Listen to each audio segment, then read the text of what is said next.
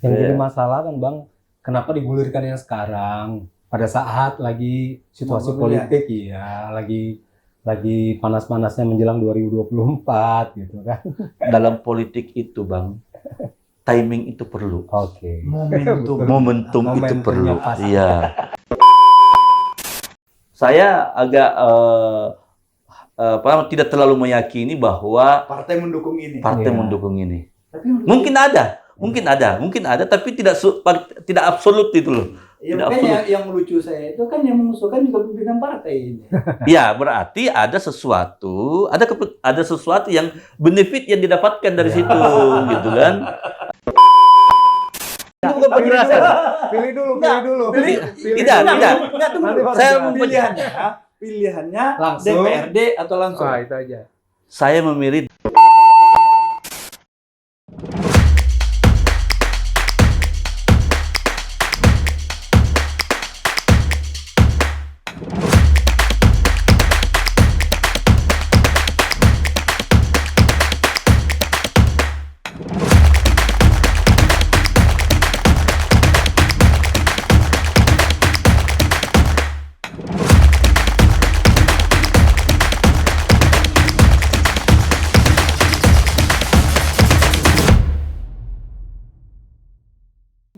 Bro, gimana nih tanggapan bro tentang isu aktual terkait Yang lagi ada hangat-hangatnya nih. yang lagi viral saat ini, Panas-panasnya. penghapusan Isu penghapusan seksi. atau apa sih yang sampai Caimin itu tentang jabatan gubernur? Jabatan gubernur. Gimana menurut bro itu?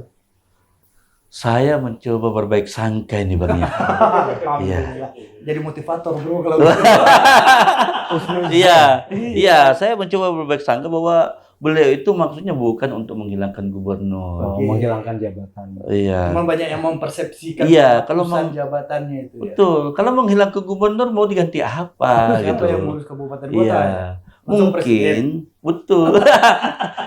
Mungkin beliau itu berpikirnya peran gubernurnya gitu. Iya. Posisi gubernurnya.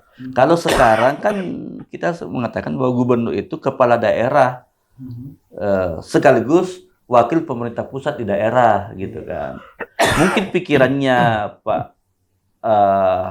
Caimin bahwa karena kewenangannya kecil, kadang juga bupati wali kota tidak mendengarkan dia.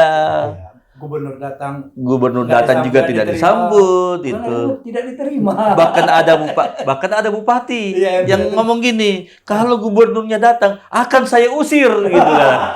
Ini kan Luar biasa berani. itu kan mengerikan juga, menakutkan ya. Sementara di sisi lain biaya untuk pemilihan gubernur Itu juga nggak sedikit. besar gitu Jauh kan. lebih besar dari bupati. Ya, tidak sebanding antara biaya, Yang dikeluarkan. kewenangan. Ya, udahlah. Kalau begitu sebaiknya gubernur dipilih aja atau diangkat aja dari pusat. Jadi kembali lagi seperti zaman Orde Baru. Ya, dulu jadi gitu. kalau berpikirnya dulu kalau Orde Baru kepala daerah, kepala daerah juga sebagai wakil pemerintah pusat daerah gitu kan. Hanya yang membedakan adalah kewenangan yang dimiliki oleh kepala daerahnya. Jadi saya berpikir bahwa dia Caimin itu berpikir Jadi bahwa bukan dihapus kepala ini ya. jadi bukan gubernurnya tidak dihapus, cuma sebagai kepala daerahnya. Jadi mungkin berpikirnya adalah gubernur itu adalah wakil pemerintah pusat di daerah, kepala wilayah. Kalau bahasanya sekarang dia hanya kepala wilayah Kepala aja. daerah Iya. jadi kembali hanya Kepala wilayah. Tapi sebenarnya realitanya emang seperti itu Bang di lapangan, bahwa Bang gubernur itu dari sisi wewenangnya agak berkurang karena Di beberapa tempat ada yang begitu, tapi tidak semuanya juga Bang. Karena kan namanya garis politik ya. Iya. Kalau kita lihat gubernur yang memanggil ini atau gubernur yang tadi katanya kalau datang ke daerah saya, lihat juga relasi politiknya dengan bupati itu yang dia. bersangkutan gitu kan. Iya. Jadi tidak semuanya begitu gitu. Ya, kalau Ada dia partainya warnanya sama. pasti dengar gitu. Ya kan? Tapi tidak masih semua disambut juga. Ya, Jadi tergantung. karena warnanya berbeda dan ada garis pembatas antara mereka, makanya kejadiannya begini. Iya. Jadi itu ada faktor politik juga, Bang. Jadi kalau saya melihat bahwa ini bagian dari diskusi. Bagi saya itu tidak apa-apa. Apapun diskusinya ya menarik-menarik saja. Karena apalagi dari politisi ya. dari politisi, itu bagian dari kita untuk menyampaikan pemikiran-pemikirannya. Bahwa itu ada benarnya juga, ya, tapi belum tentu juga bisa diterima oleh semua pihak. Yang jadi masalah kan Bang, kenapa digulirkannya sekarang pada saat lagi situasi politik ya, lagi panas-panasnya menjelang 2024 gitu kan. Dalam politik itu Bang, timing itu perlu. Oke. Momentum itu perlu. Iya. Jadi kan namanya politisi menjelang tahun politik ya gelindingkan isu-isu politik. Betul. Ya, cuma kita ini Prime time kalau bahasa ya, kalau bahasa Jadi ini Bang betul. Didi, kalau orang politik itu kalau mau buat statement tunggu momentum. Iya. untungnya. Cuma kalau kita belajar ya, kita ini yang belajar pemerintahan ya, berpikir bahwa ketika gubernur diangkat oleh pusat, itu berarti berbicara tentang titik berat otonomi ada di mana. Oke. Itu Kembali kan, lagi ke situ ya. iya pasti akan berbicara begitu Bang. Lah, kalau diangkat, pertanyaan berikutnya adalah apakah di provinsi ada DPRD? Iya. Gitu. Kalau diangkat, apakah DPRD perlu? Tentu terus kewenangan gubernur seperti apa? Apakah hanya melaksanakan dekonsentrasi saja? Ataukah di situ hanya fungsi koordinasi saja? Itu dampak-dampak kesananya panjang itu. Panjang dampaknya. Bukan hanya sekedar mengganti peran, itu akan ada dampaknya. Atau gimana kalau otonominya ditarik ke provinsi? Yang kabupaten kota aja yang ditunjuk. Sebenarnya Dibalik pilihan-pilihan lagi itu gitu ya. betul. Jadi setiap ada revisi undang-undang terkait pemerintahan daerah, biasanya diskusi ini muncul. Oke. Apakah otonomi di provinsi ataukah ada di kabupaten kota? Ketika provinsi otonom, kabupaten kota administratif, atau sebaliknya, ketika daerah kabupaten kota otonom, provinsi administratif, ataukah dua-duanya otonom, itu kan. Dan pilihannya sampai saat ini ya, Undang-Undang 22, 23, 32, pilihannya masih sama, yaitu provinsi otonom, kabupaten kota otonom gitu. Ini sudah pernah dibahas di MIPI mungkin. Jadi diskusi di MIPI pernah. Ya, pernah. Termasuk yang saya katakan Undang-Undang 22 itu kan, Bang. Undang-Undang 22 itu kan bagaimana revisi 574 ke 22 itu kan berbicara tentang titik berat otonomi daerah ada di mana itu, Bang. Ya, pilihannya ya sama. Pilihannya adalah kabupaten kota dan di provinsi. Menurut pandangan Bang Bahar, idealnya yang mana ini? Dengan plus minus semuanya. Nah, inilah ketika berbicara tentang otonomi daerah kan dalam konteks negara kesatuan kan berbeda bagaimana daerah dalam konteks yang bukan kesatuan. Nah, saya tetap melihat bahwa nilai perekat otonomi daerah itu juga penting. Ya, bahwa otonomi ada di provinsi dan kabupaten kota, saya pikir masih aktual untuk kita laksanakan sekarang. Kita jangan berbicara efisien ya. Ketika hanya berbicara efisien saja, ya. Kalau bicara efisien, nggak usah ada banyak-banyak pemilu langsung. Pasti, ya. Jadi kalau berbicara tentang efisien saja, udahlah sentralistik aja. Iya, sentralistik. Tapi ketika kita bicara demokrasi, ya kewenangannya diberikan ke kabupaten kota dan di provinsi. Ya, kasih kewenangan. Saya justru melihat begini, nggak apa-apa, justru ya. Perkuat kewenangan gubernur sebagai kepala daerah, perkuat kewenangan kabupaten kota sebagai kepala daerah. Itu yang paling esensial dari desentralisasi. Nah, itulah sebenarnya pusat tidak perlu khawatir kalau Binwasnya berjalan. Itu kan berarti kan pusat bukan berarti tidak ada, mereka tetap punya tugas dan pusat lebih berpikir untuk kepentingan yang lebih besar. Bagaimana kompetisi global, bagaimana kerjasama dengan negara lain dan seterusnya. Itu berpikirnya orang pusat mesti yang lebih jauh. Untuk urusan daerah biarlah daerah yang memikirkannya gitu. Karena dia lebih tahu ya. Dia lebih tahu. Gitu, Bang. Justru saya berpikir kasih kewenangan. Kalau seperti itu otonominya, kemampuan daerah masing-masing kan berbeda. Berbeda-beda ya. Ya. Kesenjangan antara daerah satu dengan yang lain gimana? Memang satu problem otonomi kita di Indonesia ini adalah kemampuan keuangan. Memang dari seluruh daerah kabupaten kota ini yang diharapkan memang itu adalah dana alokasi umum, dana alokasi Masih khusus. ngandalin itu ya. Masih ngandalin itu. Masih kita tidak bisa pungkiri lah itu kan ya. Tapi kalau kita kembali lagi, kalau kita tidak challenge mereka, tantang mereka bahwa konsekuensi dari otonomi daerah adalah apa? Autonomous, mengatur dan mengurus rumah tangga sendiri. Berarti apa? Harus mengandalkan kemampuan diri sendiri.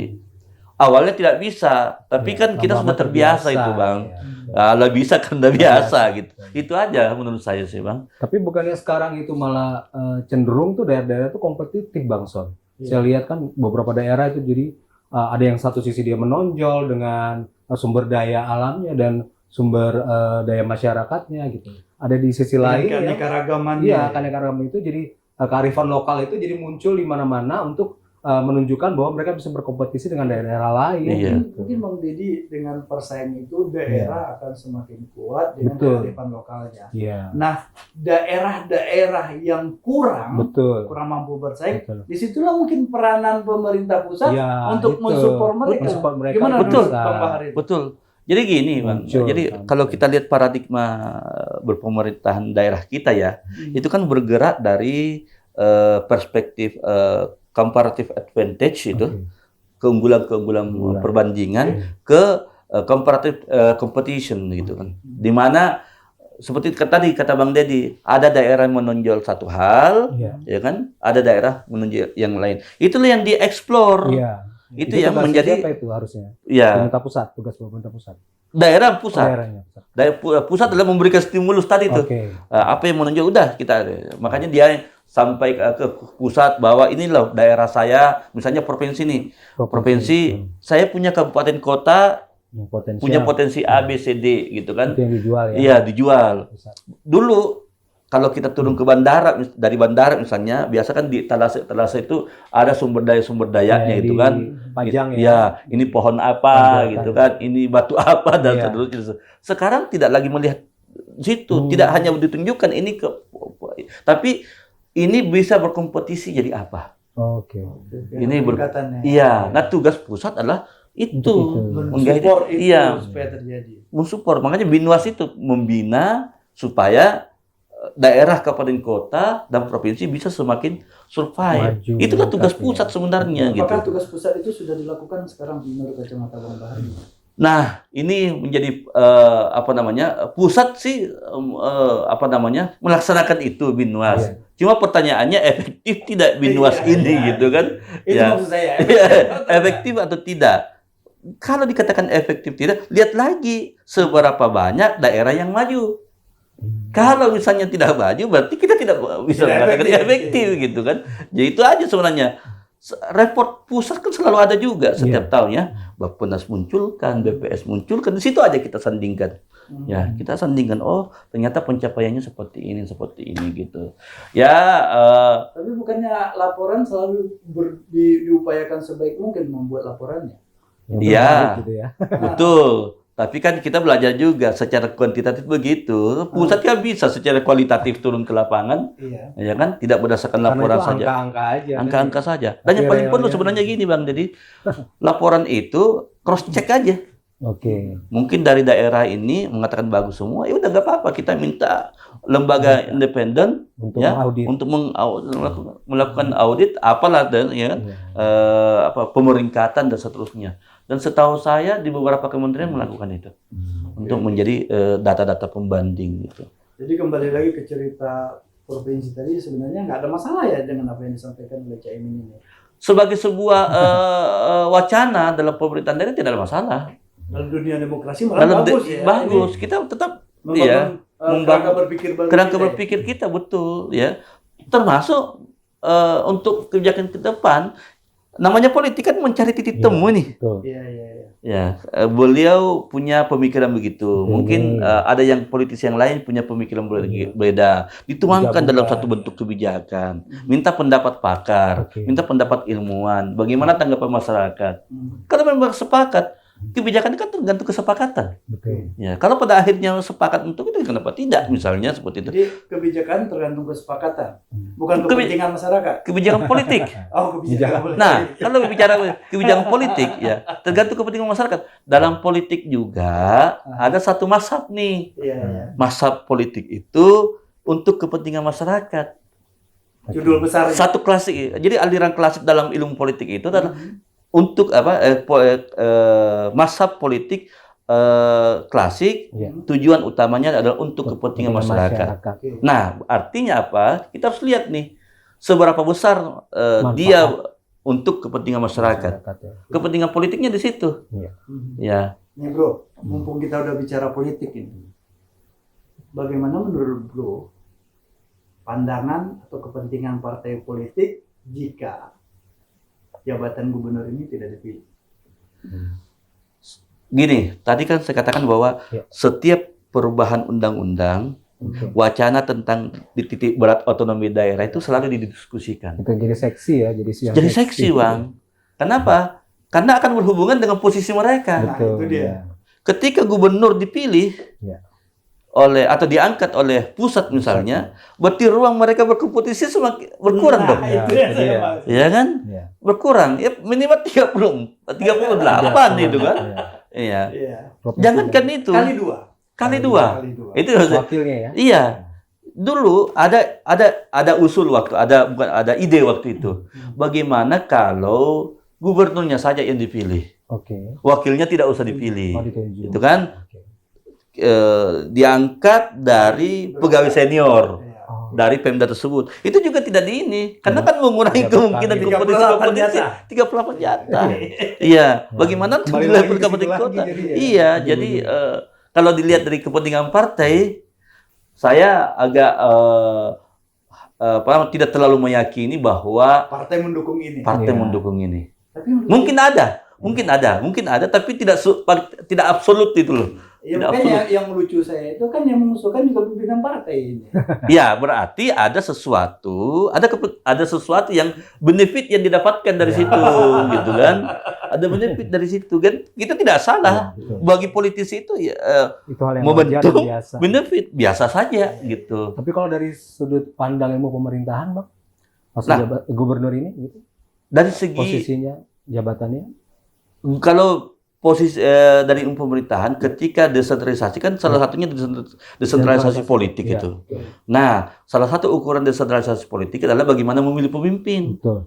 Nah, desentralisasi berarti berkorelasi dengan demokrasi, berarti sebaiknya pemimpinnya juga dipilih melalui proses demokratis. Oh. Sesuai dengan undang-undang Iya. kan? Sesuai dengan undang-undang dasar maksud saya, Iya. bahwa kepala daerah dipilih secara demokratis. Bukan ada penjelasan langsung di situ ya, demokratis. Demokratis. Tidak berbicara langsung. Ya, ini lain lagi isunya nih. Penekanannya jelas. Iya. Demokratis. Iya, karena kalau bicara langsung lain lagi isunya kan. Ya, demokratis dulu nih. Ya, supaya mungkin ada lagi yang berpikir kalau begitu demokratis itu kan bisa maknanya DPRD kan? Iya. Bisa Kan maknanya dan sebenarnya kalau kita seterusnya. pikir juga tidak ada satupun pasal dari undang-undang dasar yang menjelaskan pemilihan itu adalah pemilihan langsung. Termasuk juga di sila keempat kan jelas di situ Iya. menjelaskan. Kerakyatan. Iya, dipimpin betul. ya, oleh Jadi pemimpin. itu seakan-akan memberikan ruang kepada lembaga perwakilan untuk memilih Iya. Iya. memilih pemimpin. Pemimpinnya. Ya, tapi kembali lagi, ya begitu keluar tentang undang-undang pemilihan kepala daerah secara langsung, ya itu menjadi satu keputusan politik, ya kebijakan yang harus diakui bahwa memang itulah sistem yang kita bangun sekarang, itulah sistem yang kita laksanakan sekarang, gitu. Luar biasa. Ini riuh rendahnya ini masalah gubernur ini apakah sudah ada rekomendasi dari MIPI gitu kali, Bang? Kalau rekomendasi Kepada dari pemerintah. MIPI belum, Belum, ya, karena ini kan baru juga kan ya. Iya. Belum rekomendasi. Tapi kita di MIPI juga saya yakin pasti beda-beda pendapat juga. Oh, gitu. Pasti berbeda pendapat. Tidak satu suara. Satu suara. Ya, tidak satu suara, tergantung perspektifnya mana. Ada yang melihat dari perspektif administratifnya. Oke. Ada yang melihat dari perspektif politiknya. Ada yang melihat dari perspektif manajerial pemerintahnya. Seterusnya. Pasti akan beda-beda. Tapi kembali lagi, bagi kita itu baguslah untuk belajar kembali membuka kembali, dan secara historis kan ini bukan sesuatu yang baru. Udah dari Iya, presiden sebelumnya udah pernah betul.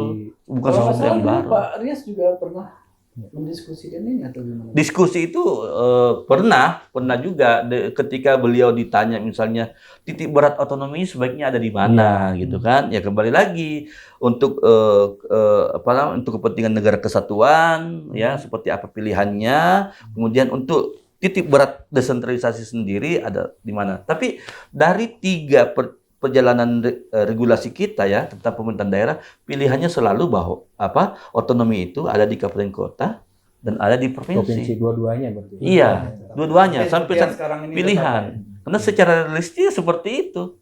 Iya. Ya, saya belum melihat, tapi kita tidak tahu ke depan, belum melihat bahwa akan menghapus satu layer. Ya, satu layer dalam arti apakah provinsinya otonom, daerah kabupaten kotanya administratif, atau sebaliknya belum. Saya melihatnya sampai saat ini semangatnya itu adalah provinsi otonom, kabupaten kota otonom. Karena juga didukung oleh undang-undang yang mengatur tentang betul. hal itu kan. Bahkan bukan cuma bahkan konstitusi Bang. Ya, Pasal 18 itu kan dikatakan daerah otonom, provinsi dan kabupaten kota. Jadi kalau mau merubah itu pasti ke konstitusi lagi. Gitu, Bang. Jadi masalahnya bukan di provinsinya. Ini masalah sesungguhnya pemerintahan kita ini apa sih, Bang? Masalah sesungguhnya adalah bagaimana sistem itu untuk menghadirkan keadilan sosial bagi seluruh rakyat Indonesia. Ideal. Jangan dibawa kemana-mana lagi ya. Udah cerita ini aja, peran kita. Wah ya. Bagaimana? Kan itu tujuan akhir kita itu. Ya, yang ada di konstitusi kita itu kan. Jadi bagaimana pembukaan undang-undang dasar kita ya. Jadi kalau ditanya, jadi harus bagaimana dong? Iya. Ayo turunkan ego politik kita, ya siapapun, kemudian lihat bahwa 270 juta jiwa ini menunggu untuk diperhatikan, menunggu untuk memang sekarang jangan sampai ada mengatakan memang sekarang tidak diperhatikan, diperhatikan, ya cuma mungkin butuh lebih dan lebih, ya kita itu anak-anak ini ya, analoginya aja Bang, anak-anak itu selalu ingin diperhatikan oleh orang tua. Ya, jadi antara rakyat dengan pemerintah ini kan hubungannya seperti itu. Ingin selalu diperhatikan gitu. Kebutuhannya dipenuhi, fungsi-fungsi pemerintahan dijalankan. Jadi mungkin kalau ada beberapa daerah yang agak sedikit beriak-riak itu berarti kurang perhatian dari orang tua. Bisa jadi. Bisa jadi minta diperhatikan gitu ya. Minta diperhatikan. Kurang diperhatian. Ininya SDM-nya diambil tapi nggak dikembalikan. Ibaratnya mainannya diambil, dipinjam tapi nggak dikembalikan. Oke, pertanyaan terakhir. Ya. Sebelum kita tutup, Bro pilih pemilihan kepala daerah langsung atau melalui DPRD? Kembali lagi, ya mau efisien, mau efisien. Tunggu dulu, tanpa argumen dulu. Setelah itu baru argumennya. Ini secara pemikiran pribadi. Bro, iya pribadi. Bro, kalau disuruh milih, diberi kewenangan sekarang membuat keputusan, Bro memutuskan melakukan pemilihan kepala daerah secara langsung, dipilih oleh rakyat, one man one vote, atau dipilih oleh Dewan Perwakilan melalui DPRD. Saya di tempat saya ngajar Bang, dikenal dengan jangan ada penjelasan. Enggak. Ini bukan ini. Habis itu baru penjelasan. Ini bukan penjelasan. Pilih dulu. Tidak. Saya pilihannya langsung DPRD atau langsung. Itu aja.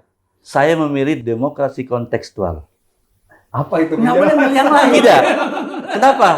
Kenapa? Karena kita di Indonesia ini ada juga di Papua tuh, ya. Di Papua pemilih pilkadanya tidak langsung tapi menggunakan noken. Ini kita tidak boleh juga mengatakan antara DPRD dengan rakyat karena ada varian lain di sana. Jadi saya katakan kontekstual aja. Kontekstual itu kalau misalnya daerah itu mampu, sanggup memenuhi syarat untuk langsung. Tapi kalau belum memenuhi syarat, APBD-nya belum cukup. Pendidikan masyarakatnya juga tidak cukup. Dipilihlah oleh DPRD. Nah, kerja siapa ini? Kerja pusat untuk mencoba untuk mendata lagi. Ini memang pusat itu. Oh, ini daerah ini belum Cocoknya mampu dia ini, DPRD. Ini mereka ini sudah cukup, sumber dayanya bagus, ya kan? Kemudian potensi anggarannya daerah besar ya. dan seterusnya, tidak minim konflik. Iya. Kena belas udahlah langsung. Berarti Seperti kombinasi itu. ya. Iya, tetap kontekstual, tergantung konteksnya. Oke. Demikian diskusi menarik kita dengan Bang Bahar, walaupun dia tidak mau menjawab secara spesifik. Ikut-ikutan politisi juga, ikut-ikutan politisi juga deh. Padahal kita ingin hanya jawaban secara pribadi Tapi aja politis yang tadi. sambil lihat. Karena beliau lebih sayang ini kali jabatan. Diskusi menarik dengan Dr. Baharudin Zahir, Sekjen Masyarakat Ilmu Pemerintahan Indonesia. Oke Bang, statement terakhirnya untuk teman-teman terkait dengan pernyataan Caimin penghapusan gubernur. Ya, sebagai politisi itu melempar opini, melempar gagasan, saya pikir bukan hal yang tabu juga, ya. Apalagi dilihat dari kepentingan-kepentingannya. Hanya bagaimana opini ini kita respon dengan cara yang benar, kita diskusi, ya, mencari titik temu dan kebijakan nanti ditempuh untuk kepentingan masyarakat yang lebih besar untuk Indonesia ini. Wih, luar biasa. Untuk kemaslahatan. Untuk selalu berpikiran positif dari tadi saya lihat. Visioner. Oke, sahabat semua dari Sabang sampai Merauke, dari Miangas sampai Pulau Rote, inilah diskusi kita dengan Bang Dr. Baharudin Zahir, Sekjen MIPI yang begitu lugas menyampaikan pandangan-pandangannya terkait dengan khususnya apa yang disampaikan oleh Caimin tentang jabatan gubernur. Demikian sahabat semua, sampai ketemu lagi. Assalamualaikum warahmatullahi wabarakatuh.